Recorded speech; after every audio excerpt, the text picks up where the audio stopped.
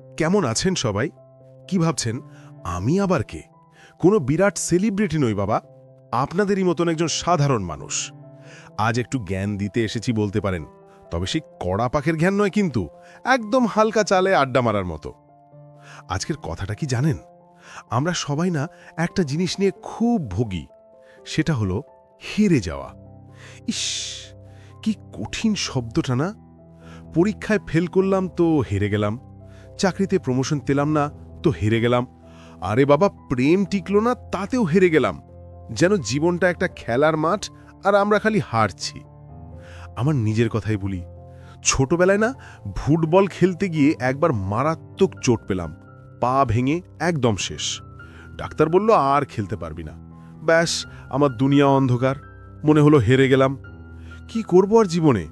ফুটবলই তো ছিল আমার সব। কিন্তু জানেন তো, তখন একজন বুড়ো কাকু ছিল পাড়াতে।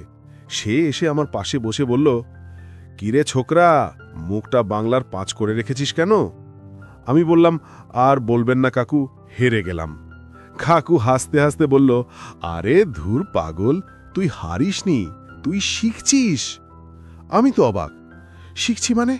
আমি তো বিছানায় শুয়ে আছি, পা ভাঙা, কি শিখছি বাবা? কাকু বলল, আরে গাধা, এখন তুই শিখছিস কিভাবে জীবনের অন্য দিকগুলো দেখতে হয়। দেখবি, ফুটবল খেলতে না পারলেও তুই হয়তো আরো ভালো কিছু করবি। এই যে চোট পেলি, এটা তোকে শেখাবে নিজের যত্ন নিতে, আরো সাবধানে থাকতে। সত্যি বলতে কি, সেদিন কাকুর কথাটা ঠিক মাথায় ঢোকেনি, কিন্তু আস্তে আস্তে বুঝলাম। ফুটবল খেলতে পারিনি ঠিকই, কিন্তু তারপর আমি ছবি আঁকা শুরু করলাম। আর জানেন, সেই ছবি আঁকাই এখন আমার প্যাশন।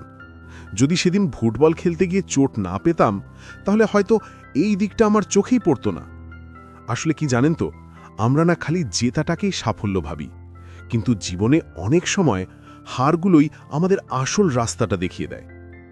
এই যে ধরুন, একটা দোকানে ব্যবসা শুরু করলেন, চলছে না। প্রথমটায় মন খারাপ হবে, মনে হবে হেরে গেলাম। কিন্তু যদি আপনি ভাবেন, আচ্ছা কেন চলল না, কি ভুল করলাম, কাস্টমার কি চাইছে, এই প্রশ্নগুলো করলে দেখবেন আপনি কিছু নতুন জিনিস শিখছেন। পরের বার যখন আবার কিছু শুরু করবেন, তখন এই ভুলগুলো করবেন না, তাই তো? এডিসনের গল্পটা মনে আছে? বাল্ব বানাতে গিয়ে হাজার হাজার বার ফেল মেরেছিল। লোকে বলেছিল, ধুর বাবা তুই পারবি না। সে কি বলেছিল? আমি হাজারবার হারিনি, আমি হাজারটা এমন উপায় খুঁজে বের করেছি যেটা দিয়ে বাল্ব তৈরি হয় না। দেখলেন কাণ্ডটা?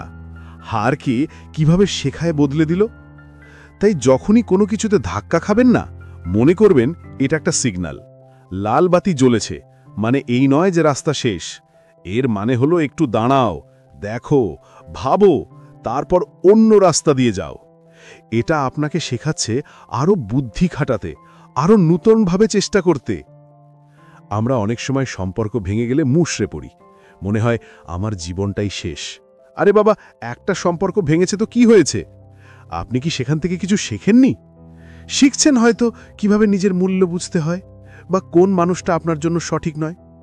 এই শেখাটা কিন্তু আপনাকে ভবিষ্যতের জন্য আরও তৈরি করছে। তাই বন্ধুরা, আজ থেকে যখনই কোনো বিপদ আসবে, কোনো কিছুতে সফল হবেন না, তখন নিজেকে বলবেন না আমি হেরে গেলাম। বলুন, আরে বাহ, আরও একটা নতুন জিনিস শিখলাম। এই শেখাটাই আপনাকে সামনের দিকে নিয়ে যাবে। এই শেখাটাই আপনাকে আরও মজবুত করবে। মনে রাখবেন, জীবনটা একটা ক্লাসরুমের মতো।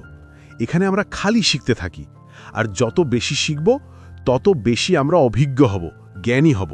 আর তখন দেখবেন কোনো হার আপনাকে আর দুর্বল করতে পারবে না, বরং প্রতিটি হার আপনাকে আরও শক্তিশালী করে তুলবে। তো কি বন্ধুরা, রাজি তো? আজ থেকে আর হেরে গেলাম নয়, আজ থেকে শিখলাম। চলুন তবে এই নতুন মন্ত্র নিয়ে জীবনটাকে আরও সুন্দর করে তুলি।